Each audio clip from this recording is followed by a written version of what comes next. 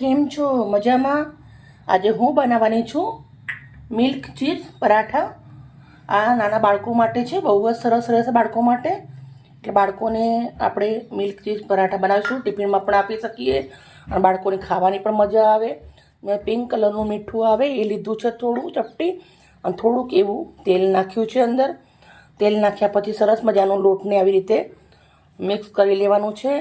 બાળકોને નાનપણમાંથી સ્પાઈસી ખવડાવવાનું નહીં, આપણે જેવું ખવડાવીએ એવી બાળકોની આદત પડે, એટલે અમે એકદમ આવી રીતે સિમ્પલ જ ઘરે બનાવીએ છીએ.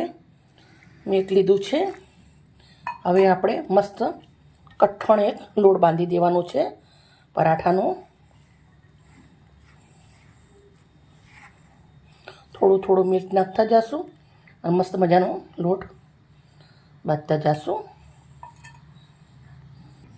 મિત્રો, આપણો લોટ તો સરસ મજાનો બાંધી અને મેં રેડી કરી દીધો છે. પણ આ લોટને આપણે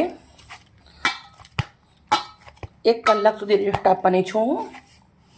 તેમ તાજો લોટ બાંધીને છોકરાને ના બનીને ખવડાવવાનો, થોડી વાર એને રેસ્ટ આપવાનું. ના ઢીલો ના કાઠો, મસ્ત લોટ બાંધી દીધો છે.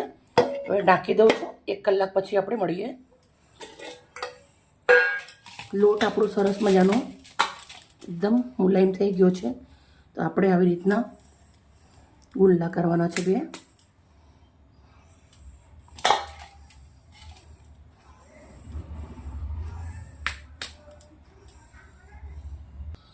કોરો લોટ લીધો છે ઘઉંનો, અને આપણે 2 રોટલી વણી લેવાની છે.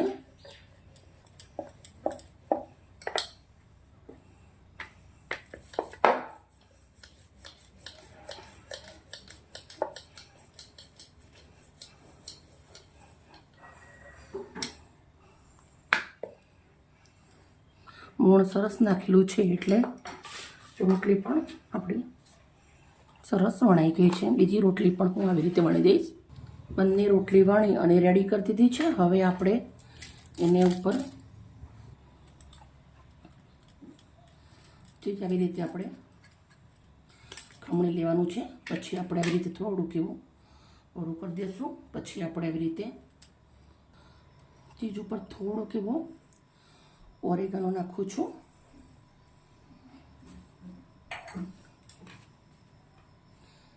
આપણે હવે બીજી રોટલી એવી રીતે મૂકી દેવાની છે.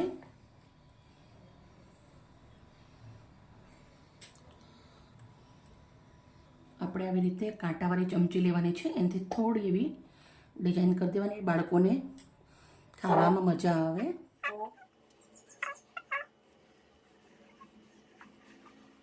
તવો ગરમ મૂક્યો છે.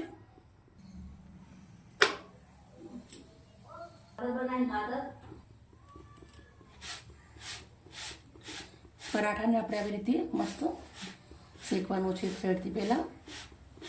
પછી આપણે આવી રીતે એને ઉલટાવી દઈશું.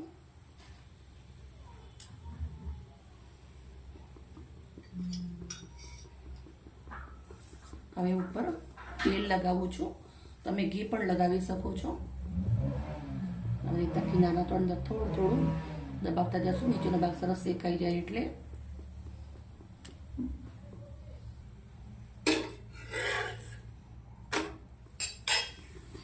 બીજી બાજુ પણ આપણે આવી રીતે લગાવી દઈશું.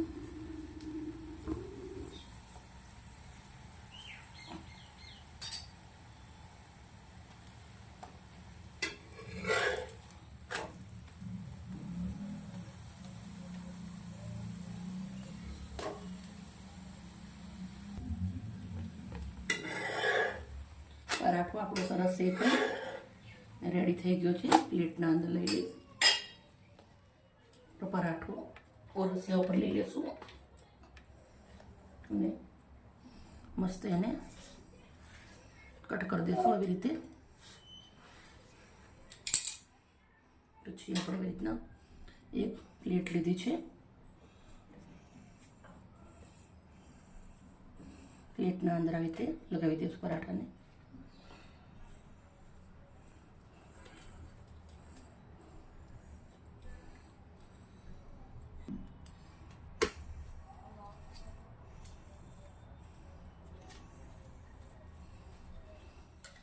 થોડુંક એવું આપણે દહીં લઈ લેવાનું છે.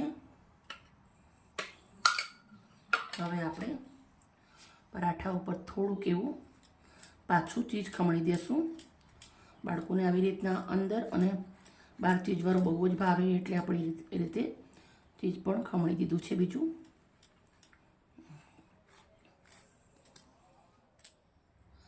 ચાલો મિત્રો, આપણી ડીશ રેડી થઈ ગઈ છે. મેં ગાજરનું અથાણું લીધું છે સાથે અને દહીં લીધું છે. બહુ જ સરસ લાગે છે. આના જોડે ગાજરનો અથાણાનો વિડીયો આપણી ચેનલ ઉપર તમને મળી જશે. ઓકે મિત્રો, બાય બાય. કાલે આવી નવી રેસીપી સાથે.